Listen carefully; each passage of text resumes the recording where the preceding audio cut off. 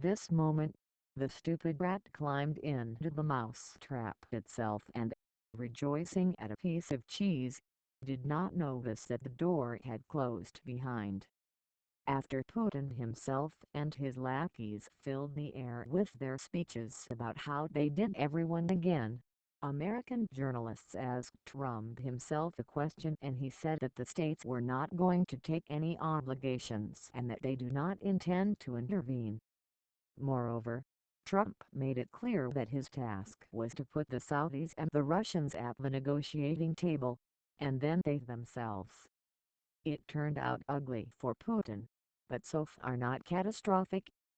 And then it turns out that the Russian Federation was let into the negotiating table, not in the usual mode, to listen to the next nonsense, but with the preliminary condition that the Russian Federation would assume obligations equal to the obligations of Arabia, which has never happened before.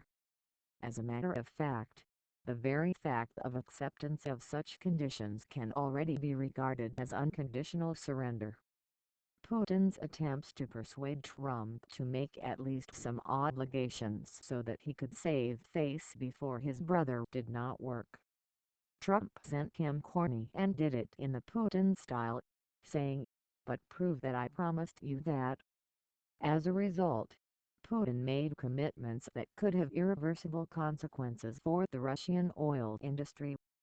Unlike in Arabia, where oil production is stopped and resumed with a touch of a button, the Russian Federation has big problems.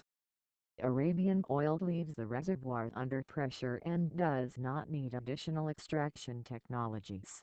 But in the Russian Federation it needs to be pulled out of the reservoir, and if this process is stopped, the well will immediately degrade and can be decommissioned in a few months, since restoration will cost unrealistic money.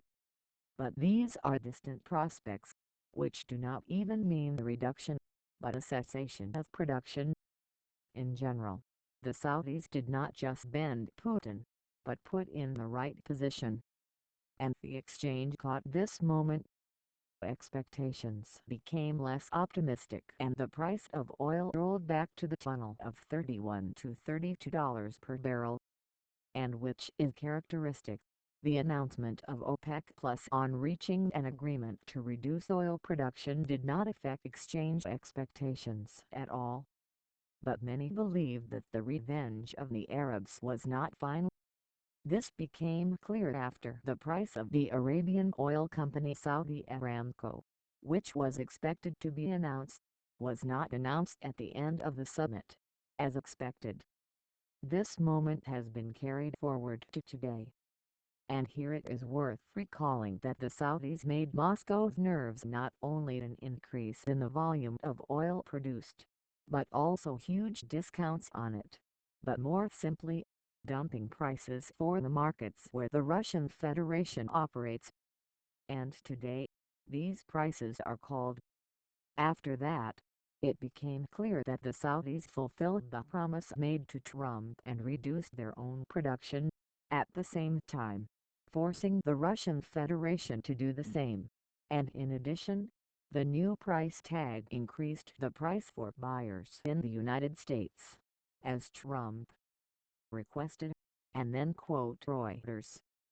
Iran's state-owned oil giant Aramco has set the May price for its light Arab oil to Asia at a discount of $7.3 to the Oman/Dubai average, down $4.2 a barrel since April. I will explain. Arabia threw off the price for China and India by another $4.2 to the discount that was valid until that time. China will be able to buy Saudi oil even cheaper. But that's not all.